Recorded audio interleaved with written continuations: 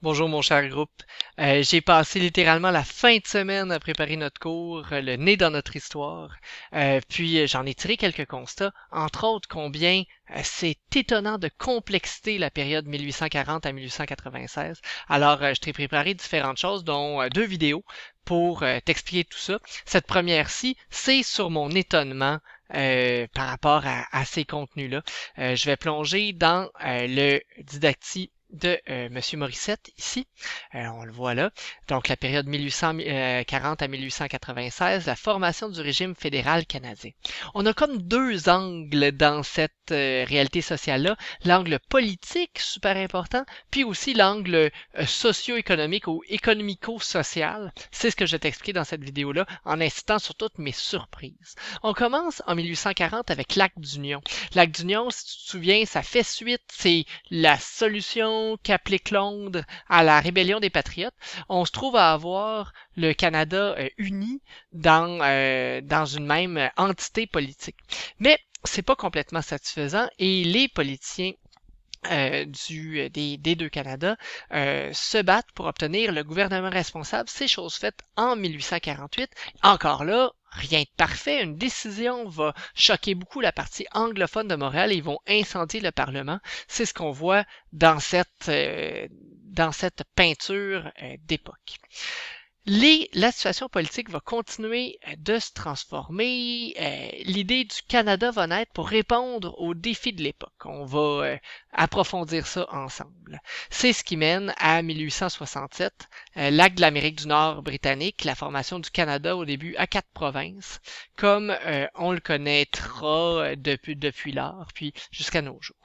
Je te disais que, en plus du politique, l'étonnement est pour l'industrialisation, l'économique, qui a beaucoup d'effervescence à cette époque-là. Vers 1840, Montréal, entre autres, s'industrialise et ça va avoir des répercussions majeures. Majeures sur l'écart entre les riches et les pauvres, les bourgeois par rapport aux ouvriers, l'écart dans les villes est incroyable. Aujourd'hui, même si la vie d'ouvrier est pas nécessairement facile, c'est beaucoup moins pire qu'à l'époque. On va étudier ces changements-là, vous et moi, cette année.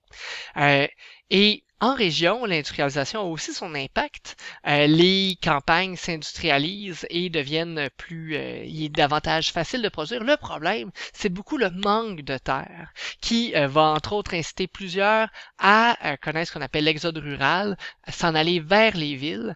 Et comme la ville de Montréal n'est pas non plus, comme je vous parlais, est meilleure, offre certaines possibilités, mais c'est beaucoup aux États-Unis que les populations canadiennes françaises vont trouver de l'emploi, ce qu'on appelle l'émigration aux États-Unis, le clergé va tenter d'empêcher de peupler de nouvelles régions d'agriculture, ce qu'on appelle l'agriculturisme, avec la force du clergé, l'influence de l'Église de l'époque.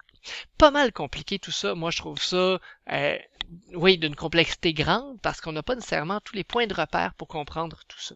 Et pourtant, il faut le faire. Donc, tantôt, je parlais des conditions de vie difficiles en zone urbaine, quand même meilleures que quand à la campagne, parce que les familles ont fait des enfants de génération en génération. Il n'y a plus de terre. On s'est trop divisé les terres. Ouais.